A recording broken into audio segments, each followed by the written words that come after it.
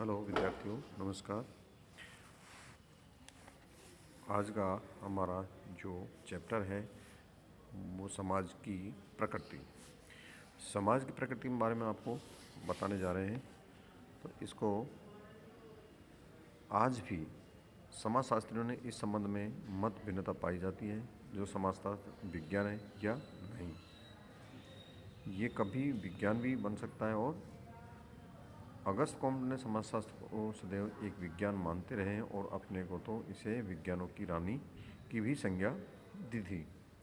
कुछ समाजशास्त्री समाजशास्त्र के विद्वान के रूप में प्रतिनिष्ठ करना चाहते थे।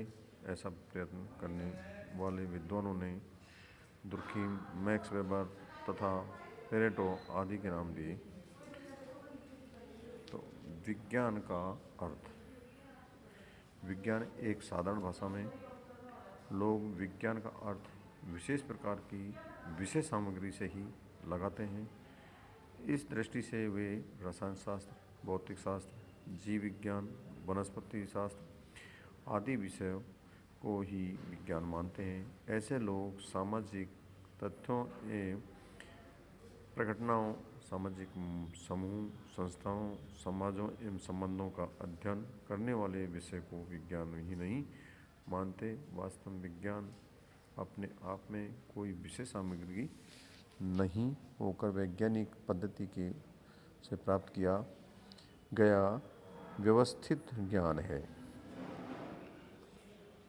स्टुअर्ट पेज ने कहा है कि विज्ञान एक संबंध पद्धति है, न कि विषय सामग्री से। ग्रीन ने विज्ञान का अर्थ तथ्यों की खोज करने वाले तरीके से लिया है। इसी प्रकार से कार्ल पियर्स ने भी यही कहा है कि सभी विज्ञानों की एकता उनकी पद्धति में है, न कि उनकी विषय वस्तु में। लुंडबर्ग के अनुसार विज्ञान को विषय सामग्री के रूप में परिभाषित करने का प्रयत्न भ्रम ही उत्पन्न करता है।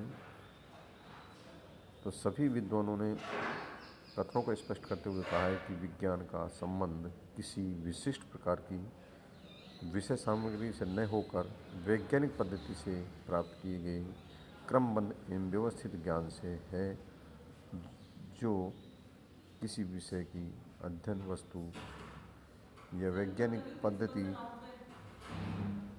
को रूप में लेते हुए प्राप्त की जाती है। यह विशेष विज्ञान कहलाने का अधिकार है। आगे हम लेते हैं विज्ञान के प्रमुख तत्व या विशेषताएं। सबसे पहले लेते हैं हम विज्ञान के तत्व में होना कौन कौन सा आवश्यक है। तो नंबर 1 पे है अवलोकन। विज्ञान में अवलोकन के महत्व पर प्रकाश डालते हुए गुड्डे एवं हेड ने लिखा है कि विज्ञान अवलोकन से आरंभ होता है और उनकी दृष्टि या पुष्टि के लिए अनंत अवलोकन पर ही लौट आना पड़ता है।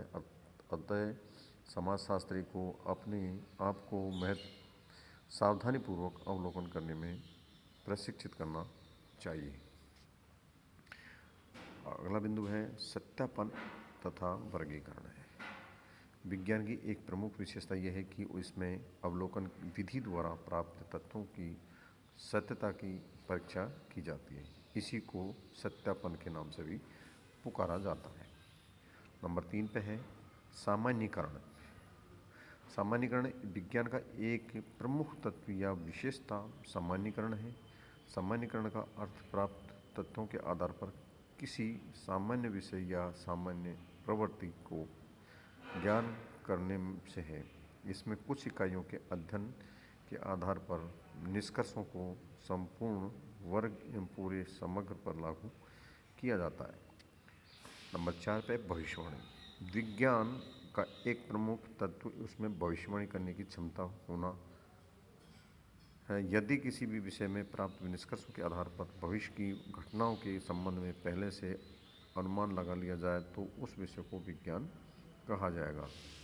अंतिम बिंदु है वैज्ञानिक प्रवृत्ति। उस विज्ञान को कहा जाता है जिसमें संबंधित तथ्यों एवं संकलन अध्ययनकर्ता वैज्ञानिक प्रवृत्ति को बनाए रखते हैं।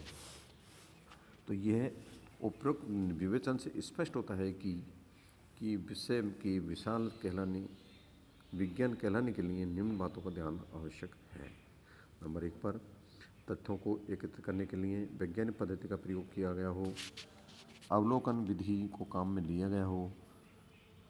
अगला पॉइंट है वास्तविक तथ्यों का यथावत चित्रण किया गया हो, अन्य शब्दों में क्या है का स्पष्ट उल्लेख किया गया हो, कार्य कारण संबंधों की स्पष्टता विवेचना की गई हो, निष्कर्ष सामाजिक हो या अर्थात उसकी सत्यता की जांच की जा चुकी हो, या निष्कर्ष सर्वव्यापी होना चाहिए।